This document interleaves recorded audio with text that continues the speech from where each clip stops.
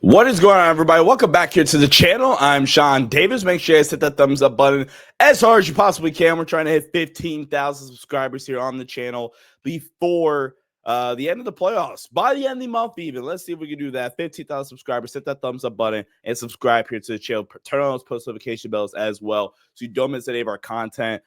Game one was so rough. I kind of take the weekend off.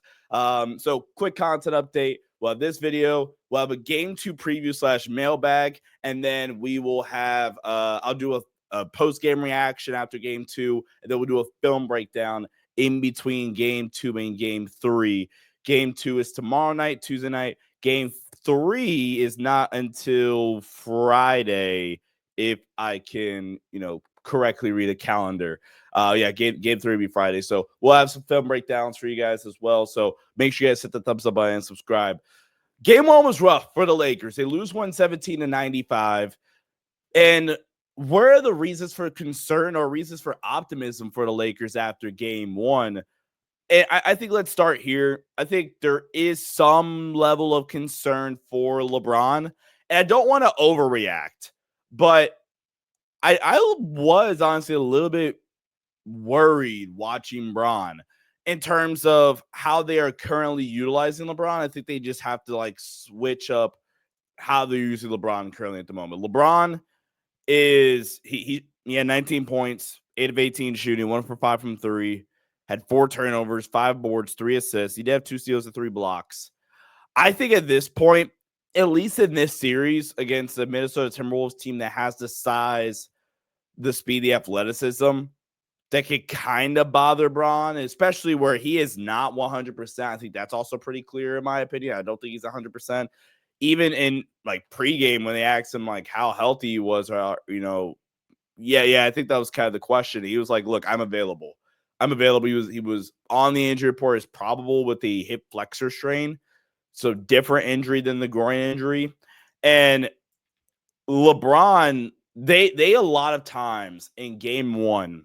And I'll really pull up the numbers here. LeBron had 8 pick and roll ball handler possessions in game one, including pass outs. The Lakers did not score a single time on a LeBron James pick and roll possession. They did not score a single time. LeBron had 5 isolation possessions, including pass outs. The Lakers scored 4 points on those 5 possessions, and they shot 2 for 5 in general on LeBron isolation attempts. And based how the Timberwolves were switching the big actions where they would go big to big, because Julius Randle was checking LeBron, and so many times they would bring Nas or bring Rudy into the action, and they would just switch, and LeBron would be forced to shoot contested mid-range fadeaways. And granted, LeBron has been a really, really good mid-range jump shooter this season. As a matter of fact, that's been a talking point of mine all year. All year is how good LeBron's been as a pull-up jump, just a mid-range shooter in general. LeBron this season, 41% on mid-range twos. 41% on mid-range twos in the regular season. And that's something that I thought was going to be somewhat important for LeBron, who's had probably the best jump shooting season of the past few years. The pull-up 3 wasn't always as consistent. Only shot 33% on pull-up 3s this season, but 41% on catch-and-shoot 3s was basically automatic, whether it was contested or uncontested on his catch-and-shoot 3s. But in a playoff series where you're switching on and it's Nas Reed or it's Rudy Gobert, and Rudy gets a lot of crap, and some of it is deserved, but Rudy is actually a decently fine switching defender, especially against bigger players where he has to guard in space. And LeBron isn't quick enough anymore, especially dealing with this lower extremity injury.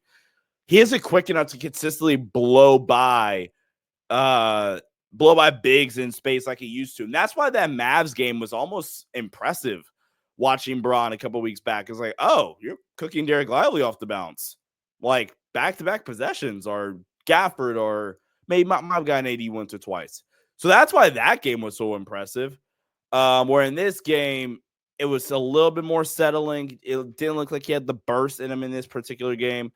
So, and I don't think the Lakers handled the soft hedging from the Timberwolves guards well at all. Like, there'll be times where the Lakers are really trying to force the issue and try to force the switch of Mike Conley. I want to say Conley was guarding Rudy, especially earlier on in the game. And Conley would show or soft hedge and then just recover back. And that would kind of stall the Lakers offense out because they tried to get the switch and it didn't work. So they're now kind of like, now what? So I don't know. I'm going to be watching LeBron a little bit closely in game 2. And I get it. He's 40, but I do think he's just super jump shot reliant now. And then on the occasion where his body feels right, then I think you'll probably get one of those more blow up performances where he does put, mega pressure on the rim. But I can't lie and say that I watched that performance from LeBron offensively. It was like, yeah, that's really good. No, it wasn't. So gotta be looking out for LeBron a lot heading into game 2, to the point where we might get to a situation where I say, look, turn Bron into a play finisher. Let him be that mid to high post operator. Let him be a roll man in pick and roll. Let him, get a couple catch and shoot opportunities to kind of warm himself up, get a couple easier looks. LeBron, 1 for 2 on catch and shoot threes. I'm sorry, 1 for 3 on catch and shoot opportunities in game 1. Everything else for LeBron was basically like self-created. So gotta be keeping an eye on that. I don't want to overreact. It's LeBron James for crying out loud, but yeah. Austin Reeves also did not have a good performance.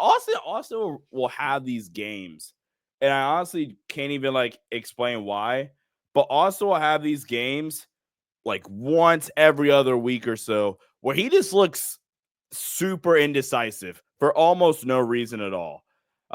He was short on a couple of his floaters in game 1 where, knowing Austin, okay, you're probably going to hit these. He shot 0 for 3 on pick and roll threes, where in the regular season, Austin Reeves shot 41% on pick and roll threes. So Austin, I think it's really more or less a weird offensive game and lack of aggressiveness from Austin.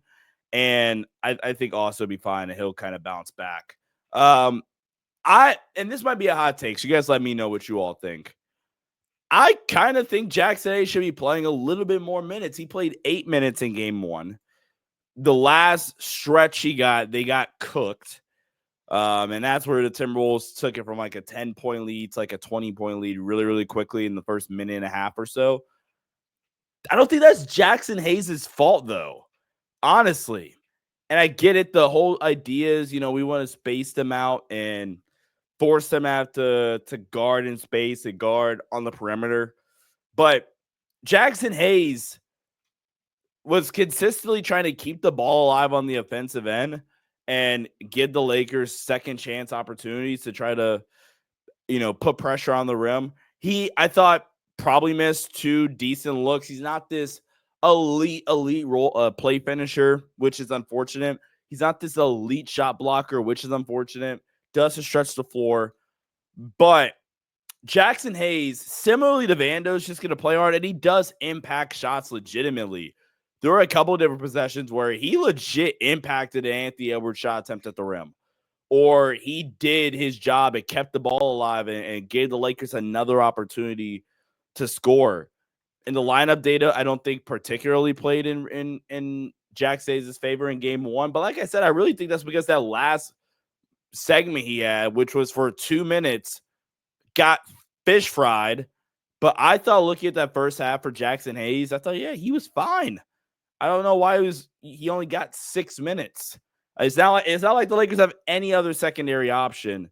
So I think you got to find some ways to get a little bit more out of Jackson Hayes. I thought Bando was fine. I like the idea of playing Bando, especially if you have the other 3 creators on the floor. If it's like Bando with the other 3, with the big 3, or even Bando with like Austin and Luka, I'm kind of fine with. I think that is a potentially like decent enough lineup.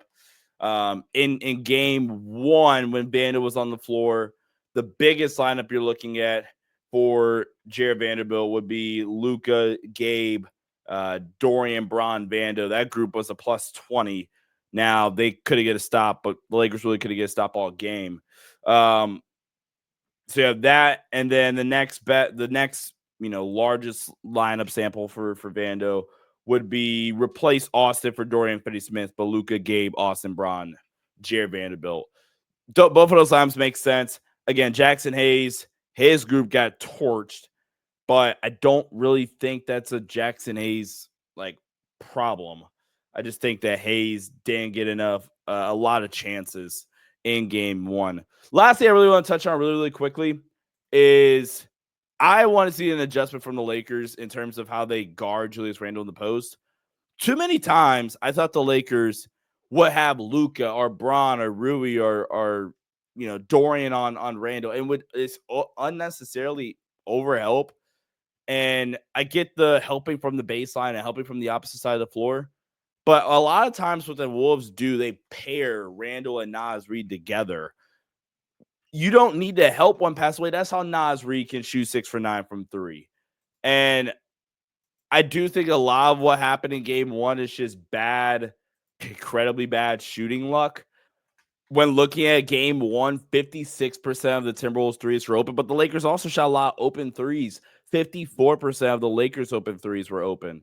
I'm sorry, 54% of the Lakers threes were open in game one. So I think a lot of it is just incredibly high shooting variance. The Timberwolves couldn't miss in game one.